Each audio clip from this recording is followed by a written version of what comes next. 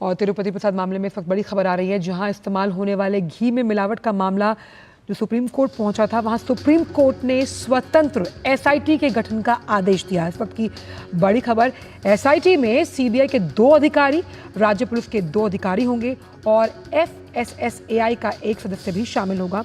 वहीं कोर्ट ने केंद्र की मांग को भी खारिज किया है। केंद्र ने कहा कि एसआईटी की निगरानी के लिए केंद्रीय अधिकारी नियुक्त होना चाहिए।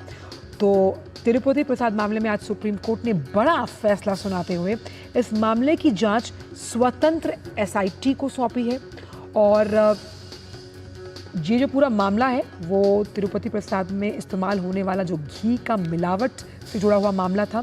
सुप्रीम कोर्ट ने स्वतंत्र एसआईटी के गठन का आदेश दिया है।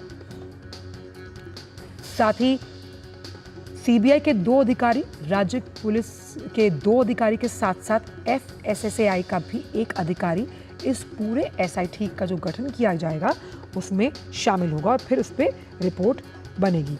यानी साफ तौर पर स्वतंत्र एसआईटी की जब बात हुई उसमें 2 सीबीआई के अधिकारी शामिल होंगे, 2 राज्य सरकार के अधिकारी और एक फूड डिपार्टमेंट से जुड़ा हुआ अधिकारी जो इस पूरे मामले पर विस्तृत तौर पर रिपोर्ट तैयार करेगा।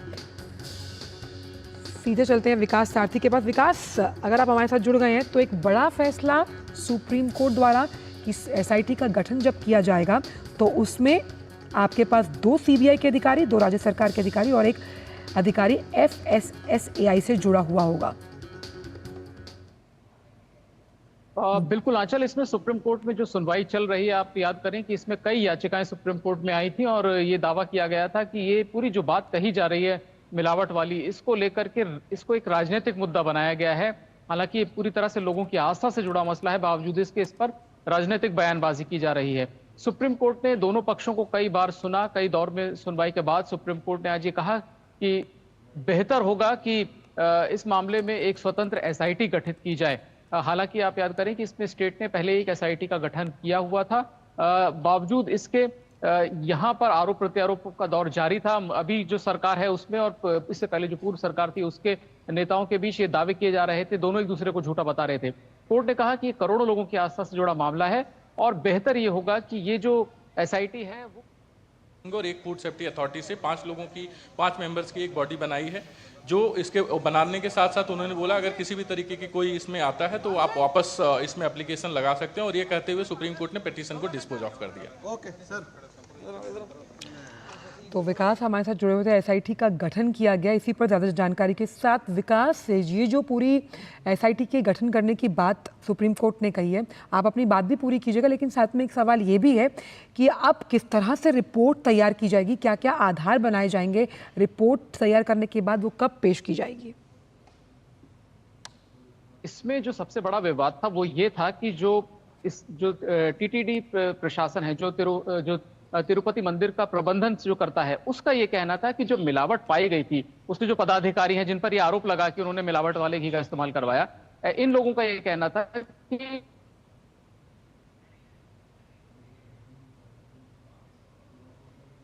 सैंपल के टेस्ट एक फीचर है और उसमें जब ये टेस्ट फेल हुआ तो उन टैंकर्स को प्रसाद के लिए उसका घी इस्तेमाल नहीं किया गया। इसलिए ये आरोप जो लगाए जा रहे हैं ये बेबुनियाद हैं।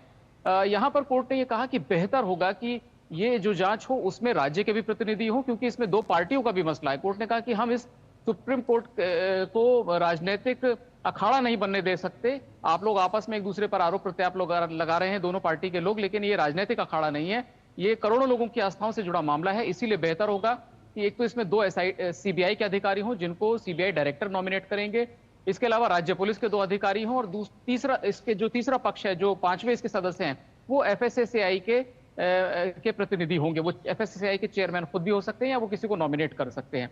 तो ये 5 सदस्यों की टीम एसआईटी जो है वो जांच करेगी। आप याद करें कि राज्य सरकार ने भी एक एसआईटी गठित की है हाल ही में, उसको आप एक तरीके से सुप्रीम कोर्ट ने भंग कर दिया है कि अब वो एसआईटी आगे अपनी कार्रवाई नहीं करेगी और यही 5 सदस्यों की एसआईटी जो भी जांच वो करेंगे उसके अंतिम निष्कर्ष तक पहुंचेंगे, एक रिपोर्ट दायर करेंगे।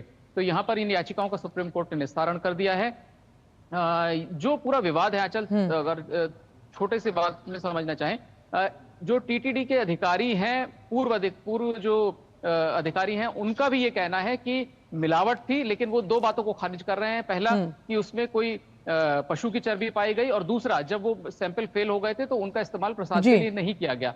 लेकिन अभी जो सरकार है, चीफ मिनिस्टर ये कह रहे हैं कि इसी सप्लायर ने, इसी कॉन्ट्रैक्टर ने पहले भी मंदिर को घी सप्लाई किया था, और लगातार जो डिवोटीज हैं, भक्त हैं, उनकी शिकायत आ रही थी कि लड्डू के स्वाद में एक बदलाव है, कुछ खराबी आ रही है। इसी के चलते जो मौजूदा सरकार है उसका दावा है कि पहले भी ये घी इस्तेमाल किया गया।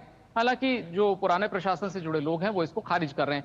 यहीं पर दोनों पक्ष एक दूसरे पर आरोप प्रत्यारोप लगा रहे हैं। दूसरी बात कोर्ट ने ये कही कि सीएम को तुरंत इस तरह की बयानबाजी नहीं करनी चाहिए थी। एक गलत छवि गई है, लोगों की भावनाएं आहत हुई हैं। बेहतर होता कि वो जांच के निष्कर्ष को आने देते, एसआईटी के जांच के गठन के बाद उनको रुकना चाहिए था, लेकिन उन्होंने बयान पहले दे दिया और उसके 9 दिन बाद लगभग एफआईआर दर्ज की गई और एसआईटी गठित की गई। इसीलिए जो बेहतर तरीका है वो ये है कि सुप्रीम कोर्ट के डायरेक्शन पर एक इंडिपेंडेंट एसआईटी इसमें बन जाए। विकास, लेकिन यहाँ पर केंद्र ने जिस तरह से